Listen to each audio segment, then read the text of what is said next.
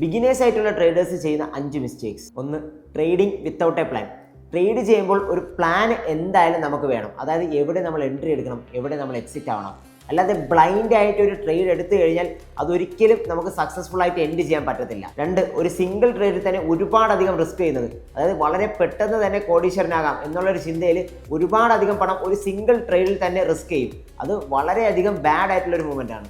മൂന്നാമത്തത്, over trading. അതായത് ഇന്നത്തെ ദിവസം ഞാൻ എൻ്റെ ആകുമ്പോൾ പ്രോഫിറ്റിൽ മാത്രമേ എൻ്റെ ആകത്തുള്ളൂ എന്ന് പറഞ്ഞ് മൾട്ടിപ്പിൾ ട്രേഡ്സ്, ഒരുപാടധികം ട്രേഡ്സ് എടുത്ത് അവസാനം വലിയ നഷ്ടത്തിലേക്ക് പോയി എൻ്റെ ആവുന്നതാണ് ആ ഒരു ഓവർ ട്രേഡിംഗ് എന്ന് പറയുന്നത്. നാലാമത് വരുമ്പോൾ റിസ്ക് മാനേജ്മെൻറ്റ്. അത് വളരെയധികം ഇമ്പോർട്ടൻ്റ് ആയിട്ടുള്ളൊരു കാര്യമാണ്. ഈ റിസ്ക് മാനേജ്മെൻറ്റ് മാറ്റി വെച്ചിട്ടാണ് നിങ്ങൾ ട്രേഡിങ്ങിലേക്ക് വരുന്നതെങ്കിൽ നിങ്ങൾ പിന്നെ ഒരിക്കലും ട്രേഡിങ്ങിൽ സക്സസ് ആകത്തില്ല. ഇനി അഞ്ചാമത്തതും വളരെ ഇമ്പോർട്ടൻ്റ് ആയിട്ടുള്ളതും ട്രേഡിംഗ് സൈക്കോളജി.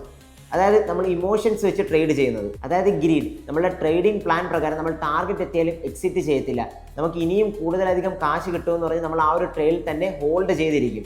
അതുപോലെ തന്നെ നഷ്ടം വരുമ്പോഴും ഇനി ഇതെങ്ങനെയെങ്കിലും തിരിച്ച് കയറിയാൽ മതി എന്ന് പറഞ്ഞ് നിങ്ങൾ ആ നഷ്ടത്തെ ഹോൾഡ് ചെയ്തിരിക്കുന്നത്. ഇതൊക്കെ വളരെ ഇമ്പോർട്ടൻ്റ് ആയിട്ടുള്ള ഒരു കാര്യമാണ്. ഈ ഒരു സൈക്കോളജി നിങ്ങൾക്ക് കിട്ടിയില്ലെങ്കിൽ നിങ്ങൾ വളരെയധികം പെട്ടെന്ന് തന്നെ ഈ ഒരു മാർക്കിൽ നിന്ന് വൈപ്പ് ഔട്ട് ആവുന്നതാണ്.